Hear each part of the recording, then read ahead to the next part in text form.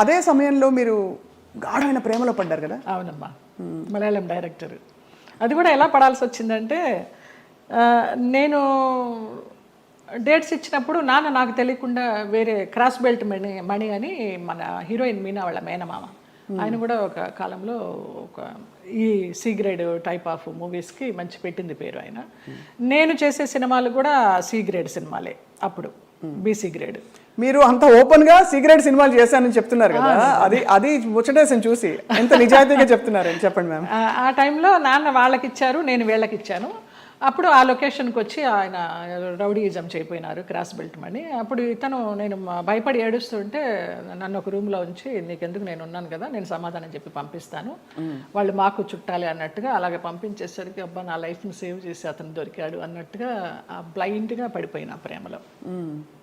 ఆ తర్వాత బ్రహ్మానందం గారి డైలాగ్ లాగా ప్రేమించింది తర్వాత ప్రేమించాల్సి వచ్చింది అన్నట్టుగా కొంచెం కొంచెం తెలుస్తుంది అతని గురించి 7 yearsలో. అయినా కూడా ఏదో మొహమాటంలాగా కమిట్ అయిపోయినాం అన్నట్టు కదా అన్నట్టుగా చేస్తూ వచ్చాను. అందరూ చెప్తూ వచ్చారు, పెద్ద జెన్యూన్ కాదు, చూసుకో అనేసి.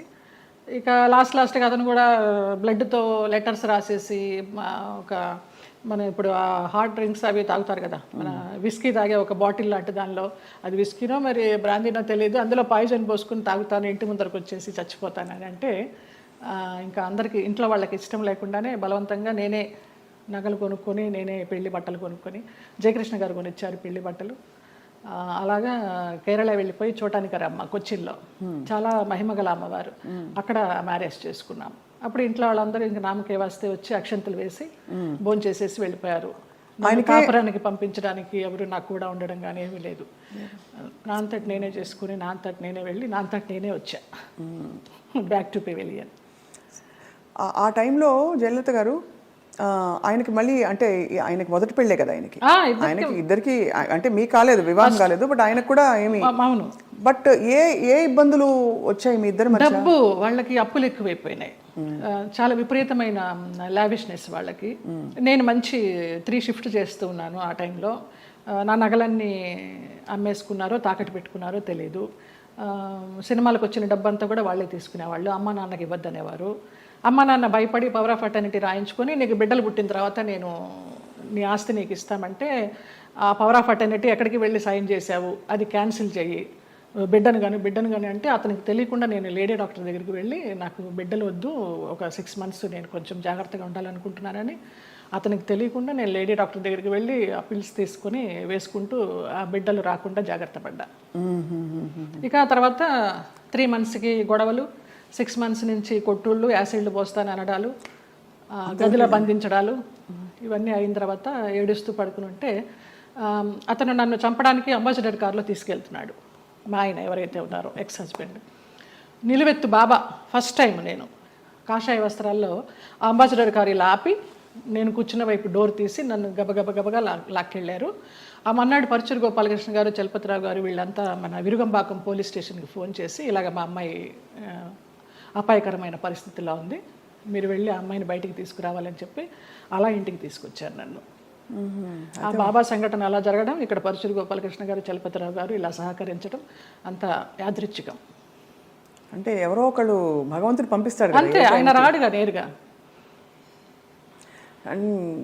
అంటే మనసు పెట్టి మీరు ఇష్టపడి అన్నీ వదులుకుని ఎవరు లేకుండా మీరు వెళ్ళి చేసుకున్న పెద్ద స్టేట్మెంట్స్ ఇచ్చేసి, కళ్యాణం వచ్చినాక వచ్చిన ఆగదనేసి అందరూ అనేవారు, దొంగోళ్ళు బట్టి ముఖంలా ఉన్నాడు, ఎలా నచ్చాడు నీకు, ఎలా నమ్మావే అనేసి. అంటే మీకు ఆ టైంలో మీరు గాయపడిన మీకు అదే ఆయనే రక్షణ ఇచ్చాడు. ఎందుకంటే అంత ముందు అందరూ వచ్చిన వాళ్ళందరూ మీతో మిస్బిహేవ్ చేసిన వాళ్ళు, మీకు ఇబ్బంది పెట్టి మిమ్మల్ని ఏదో ఒకటి రాబట్టారు. సో ఇతను ఏదో ఇస్తారనుకుని మీరు తప్పలేదండి. అంటే నమ్మకపోతే జీవితం ఎందుకండి? నమ్మకం ఇంపార్టెంట్ విషయం, మీరు నమ్మి దెబ్బ తగిలినా కూడా ఆ గాయం ఎక్కువ ఇది కాకుండా భగవంతుడు వచ్చి మిమ్మల్ని కాపాడు. నిజంగా. తర్వాత అతను రమ్యకృష్ణతో నీలాంబరి సినిమా చేశాడు కన్నడలో. ఇంకేదో మూవీ చేస్తున్నప్పుడు యాక్సిడెంట్ అయ్యి పడిపోతే ఈ నడుము దగ్గర నుంచి చచ్చుపడిపోతే నాకు మళ్ళీ అతను లైన్లోకి వస్తే నేను నెలకి మెడిసిన్స్కి 5,000 రూపాయలు పంపించేదాన్ని అతనికి. జాలి అవసరమా ఏమో తెలీదు, ఇంకా రుణానుబంధం ఉందనుకుంటా అనేసి. చాలా సంవత్సరాలకి అది. ఒక పాప పుట్టింది అతనికి, వేరే పెళ్లి చేసుకుని. ఆ పాపకి ఇప్పుడు లేదు, నేను చాలా ఒక 4-5 ఇయర్స్ అయిపోయింది టచ్ లేకుండా.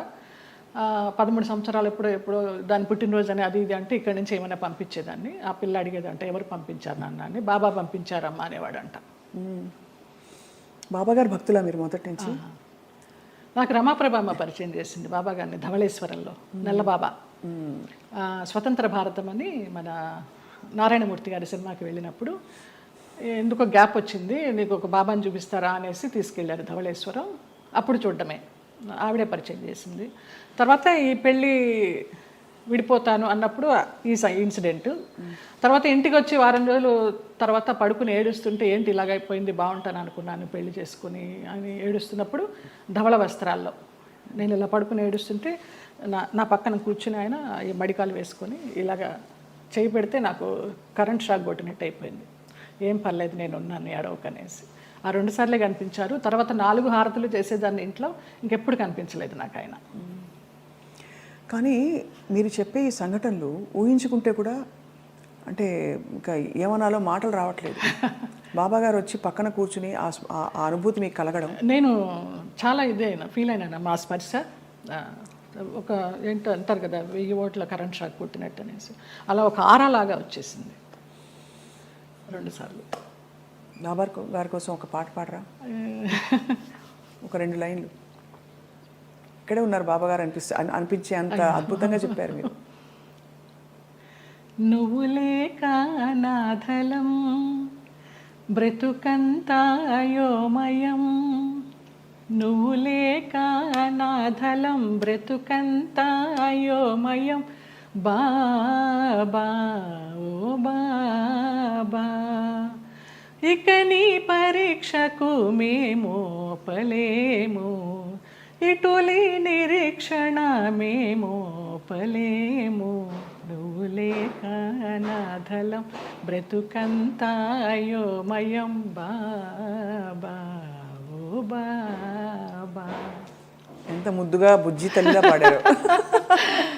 నాకు అది బ్రహ్మానందం గారు ఇచ్చారు ఆ బాబా. ఓ ఈ బాబా గారు బాబా డివోటివ్ కదా అనేసి వాళ్ళ మేనేజర్ చేత ఇచ్చి పంపించారు. ఆయన అసలు ఒక అద్భుతం, ఆయనే ఒక అద్భుతం బ్రహ్మానందం గారు. తిరిగి వచ్చిన తర్వాత మరి పుట్టింటి వాళ్ళు ఏమన్నారు? ముందే చెప్పాం కదా, సంతోషపడ్డారు, వచ్చేసారని. మా అమ్మాయి మాకు వచ్చేసింది, మా సంపాదన మాకుంది అనేసి. కానీ ఒకటండి, మీరు ఏ మాట కామాట ఓపెన్గా మాట్లాడుకుంటున్నాం కాబట్టి పుట్టింటి వాళ్ళు కావచ్చు, అత్తింటి వాళ్ళు కావచ్చు, మిమ్మల్ని ఒక ATM మెషిన్లో చూసారని అనిపిస్తుంది. అంతే. దానికోసం మీరు నలిగిపోయి, మీరు లోపల ఇదైపోయి వెళ్ళి, అప్పుడు నలగడాలు కూడా మనకి తెలియదు, అంత జ్ఞానం కూడా లేదు కాబట్టి మీకు సంతోషం. అంటే ఇగ్నోరెన్స్ ఇస్ బ్లిస్ అంటారు ఇంగ్లీష్లో. అదే ఏమో, నేను తెలుగు మీడియం, ఇంగ్లీష్ కూడా పెద్దగా రాదు, BA తెలుగు మీడియం. అంటే సింపుల్గా చెప్పాలంటే ఎవరి పిచ్చి వారికి రక్షణ, ఆనందం కాకపోయినా మీకు తెలియనితనమే మీకు మళ్ళీ కాపాడింది. ఆ తర్వాత మళ్ళీ ఇప్పుడు సినిమాలు వరుసగా పరచూరు గోపాలకృష్ణ గారు, ఎంత చలపతిరావు గారు మీకు చేసిన, వాళ్ళే నిలబెట్టారమ్మా. తర్వాత రామానాయుడు గారు వాళ్ళంతా వాళ్ళే నిలబెట్టారు. కాకపోతే అప్పుడు ఉన్నంత ఇది డిమాండ్ లేకుండా ఉండే. ఒకసారి పెళ్లి చేసేసుకుని వెళ్ళిపోయి మళ్ళీ వచ్చి నా క్యారెక్టర్లన్నీ అప్పుడు సనా చేసేది ఆ గ్యాప్లో. ఆ తర్వాత అలా వచ్చినాయి, కానీ ముందరంత ఆ 90s ఉన్నంత డిమాండ్ లేదు.